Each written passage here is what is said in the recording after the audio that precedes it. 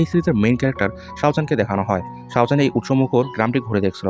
শাওজান বুঝতে পারে বেশ কিছুক্ষণ ধরে রয়্যাল ফ্যামিলির গার্ডসরা তার পিছু করছে। এই জন্য সে তাদের সাথে ডিল করার জন্য একটি শুনশান জায়গায় চলে আসে। শাওজান বুঝতে পারে তার পিছনে 3 জন, আর তার ডান পাশে 2 জন, আর তার বাম পাশে 2 জন সহ মোট 7 জন সৈনিক তার পিছু করেছে।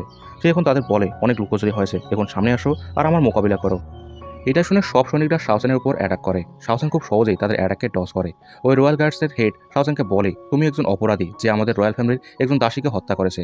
তুমি কি ভেবেছো আমরা তোমাকে এভাবেই এখান থেকে যেতে দিব? শাওজান জ্বলন্ত বাসার লাঠি হাতে নিয়ে তাদের সাথে ফাইট করতে শুরু করে এবং খুব সহজেই তাদের হারিয়ে দেয়। শাওজান বলে, আমি তোমাদের অনেকবার বলেছি ওই দাসীর হত্যার পিছনে আমার কোনো হাত নেই। রয়্যাল গার্ডসের হেড বলে, তুমি যাই বলো না কেন, আজ তুমি এখানে মরবে। এখন তাদের মধ্যে ফাইট শুরু হয়। শাওজান নিজের ফাইটিং স্কিলের সাহায্যে তাকে হারিয়ে তার গলায় জট রেখে দেয়। এখন সে শাওজানকে বলে, যদি তুমি এখানে আমাকে মেরে ফেলো তাহলে আমাদের রাজকুমারী তোমাকে ছেড়ে দিবে না। শাওজান বলে, যদি আমি তোমাকে ছেড়ে দেই তাহলে কি তোমরা আমাকে মারার চেষ্টা করবে না? সে এই বলে তাকে মেরে ফেলে। এরপর